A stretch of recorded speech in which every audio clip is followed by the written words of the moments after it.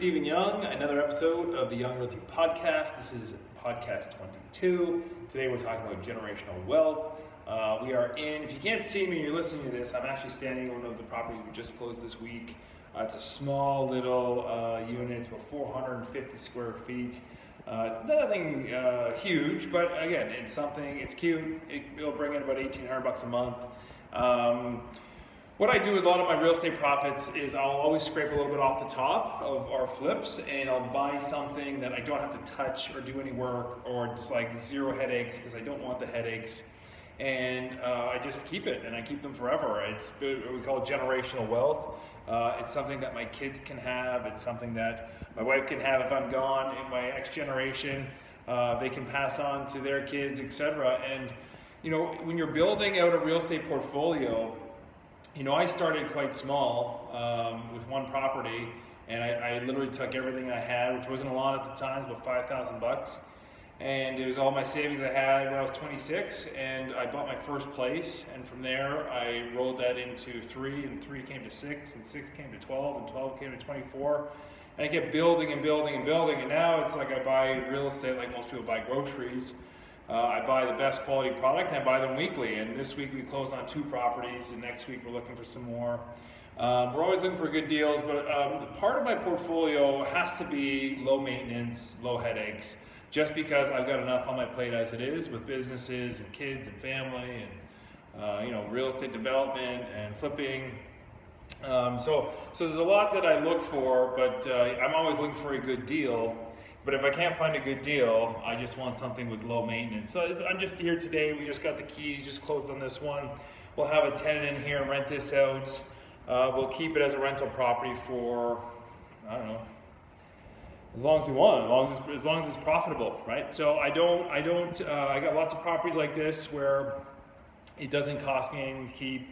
It doesn't cost me time or headaches or aggravation. It's literally just to preserve some capital.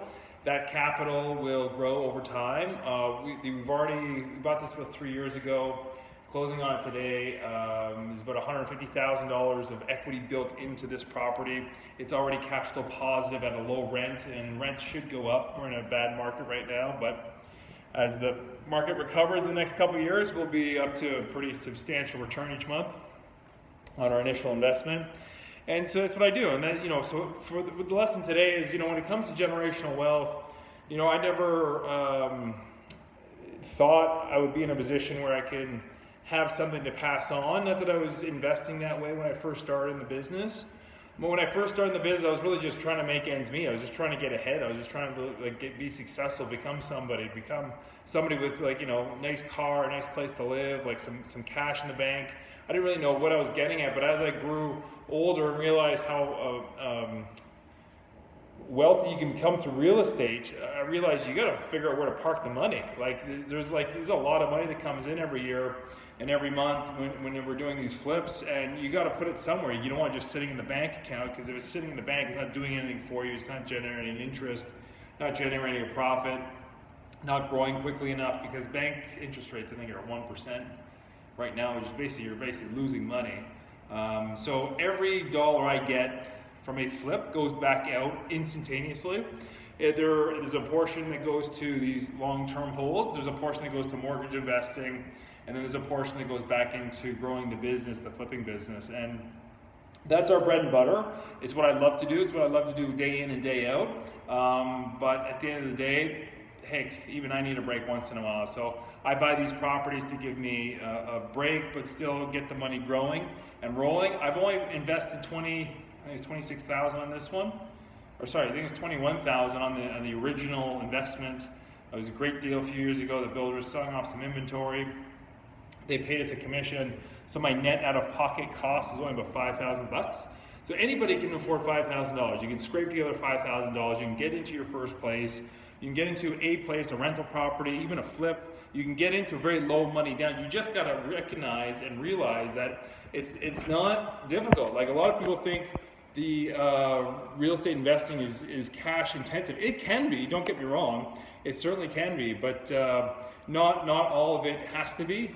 This one especially is, I think, a great deal, and it's going to be cash flow positive If I've invested $5,000, which I think is what our net is at this point, with $150,000 built in equity, that is an incredible return on investment in 3 years. And I want you doing the exact same thing. Now, I don't recommend buying rental properties out of the gate. If you're starting out in real estate, like I did, you need to grow your war chest. You need to grow your cash in the bank, what you have to deploy to the marketplace. If you already have money, hey, get into rental properties. It's fantastic long term. But if you're like me when I started out and struggling and you wanted to build something quick and fast, you flip real estate. And as you flip real estate, you generate the money you need. And then as you have that money, then you deploy that back into the market on a long-term basis. And that's what we call generational wealth. Like, you know, my kids can take this.